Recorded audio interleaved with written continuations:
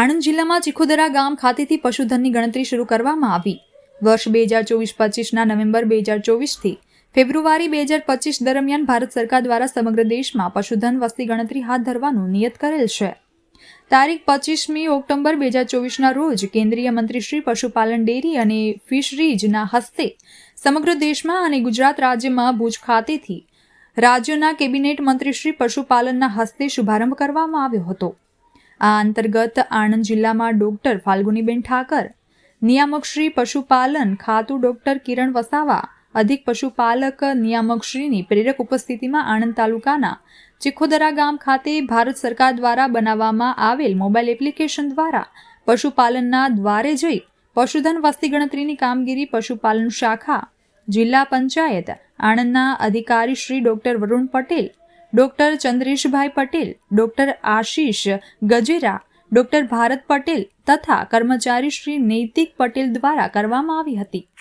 ખૂબ સારો સવાલ છે. પશુધન વસ્તી ગણતરી એ આપણા દેશમાં કેટલી પશુઓની ઓલાદો છે અને એની સંખ્યા કેટલી છે એ દર 5 વર્ષની ગણતરી કરવામાં આવે છે. છેલ્લી પશુધન વસ્તી ગણતરી 2019માં થઈ હતી.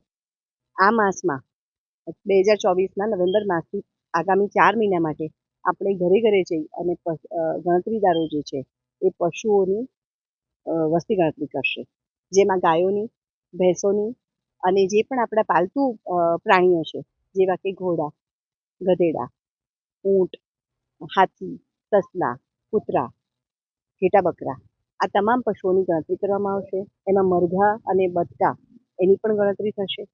અને 2024માં નવેમ્બર માસમાં શરૂ થયેલી પશુ ગણતરીમાં લગભગ 3600 જેટલા ગણતરીદારો ઘરે ઘરે જઈ અને વસ્તી ગણતરી કરશે. એમાં શહેરમાં પણ પશુધન વસ્તી ગણતરી થશે અને ગામડાઓમાં પણ થશે. તો ઘર દીઠ ગણતરીદારો પશુપાલકોના ઘરે જશે. તો આવા 153 લાખ જેટલા ઘરો છે ત્યાં જઈ અને ગણતરીદારો પશુધન વસ્તી ગણતરી કરશે. તો આ તમામ પશુપાલકોના ઘરે જ્યારે ગણતરીદાર પશુઓની માટે પૂછવામાં આવે ત્યારે સાચી માહિતી આપવી, જેથી કરીને પશુઓને સાચો આપણા રાજ્યમાં કેટલા પશુધન છે, કેટલી ગાયોની સંખ્યા છે, કેટલી ભેંસોની સંખ્યા છે, ઓલાદવાર એ આપણને ખબર પડે. કેટલા ઘેટા બકરા છે, કેટલા ઊંટ છે, કેટલા ગધેડા છે, કેટલા ઘોડા છે, જેની આપણને જાણકારી હોય.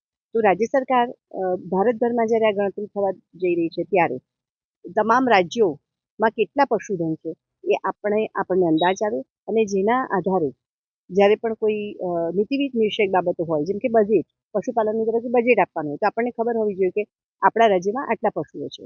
પોલિસી ડિસિઝન લેવાનો હોય અથવા આપણે ડિઝાસ્ટર, કોઈ પણ વખતે ખૂબ વરસાદ પડતો હોય છે કે અછત થતી હોય છે ત્યારે પશુઓ કેટલા છે એ આપણને ખબર પડે.